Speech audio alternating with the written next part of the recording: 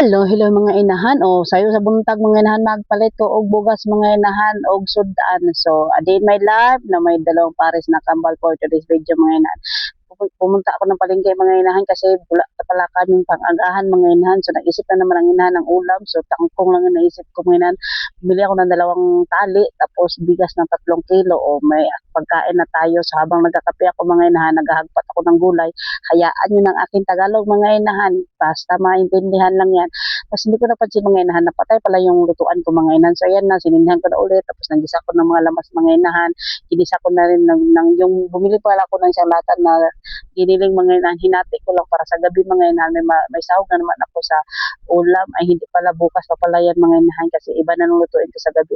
Kaya inilagay ko na siya ng sabaw mga inahan kasi hindi naman pwede nga wala tayong sabaw mga inahan kasi nga may mga bata tayo tapos hindi ko nilata ko na muna siya mga inahan kasi nga hindi na tayo makakain na maayos na kasi nga wala na tayong bagang mga inahan. So kain pala tayo mga inahan, naluto na yung ulam ko habang nakoy nagsasalita. So, dalawa lang kami ng aking isang kamal na babae mga inahan kasi nga yung mga anak ko tulog pa pag walang pasok mga inahan, matagal talaga yan sila gumigising mga inahan. Kaya I mean, hindi ko na ginagising. Pag wala man lang akong iutos, hindi ko na yan sila ginagising mga inahan kasi pag may pasok na mga inahan, maaga na yan sila pasok sa eskwelahan.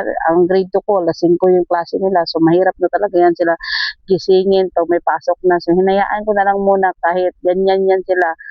Kawawa din naman yun sila mga inan pag may pasok na kasi nga ang super aga ng kanilang pasok. So, pagkagabi mga inan, yan ang yung luto kong ulam mga inan. Itlog na may miswa, na may patula, tapos yung mga anak ko mga inan, hinayaan ko na lang muna maglaro. Tapos yung isa sa labas, diyan ako kumuha ng patula mga inan sa harap ng bahay. So, 'di ba? Libre na naman ang ating patula mga inahan. So, bumili lang ako ng cracked egg mga inahan para yun ang isahog ko sa aking ulam mga inahan. Kahit cracked egg lang yan siya mga inahan. Minsan may jumbo yan siya. Pag maswertehan mo, pag maaga ka bumili mga inahan, malaki na yung mga itlog, jumbo pa. Pero pag hapon ng mga inahan ay small or medium na ang makukuha mo. Tapos minsan mga inahan, pag may-ari yung nabilhan ko mga inahan, binibigyan nila ako sa isang piraso na itlog, 5 pesos lang crack egg. Hindi naman yan sila mabaho. Ano lang, may crack lang talaga siya mga inahan. Pero okay na yun mga inahan, may pang sahog, pang ulam. Hindi na ako bumibili ng yung magagandang klase na itlog kasi nga pareho rin naman na yan sila. Itlog rin naman yan. Ay, di ba? So, batil-batil ko na yan sa mga inahan. Ito na yung ulam namin sa hapunan mga inahan. O, fast forward na tayo. Bilisan na natin. Tapos, may 3 pa akong sobra mga inahan. Bukas na naman yan. O, diba?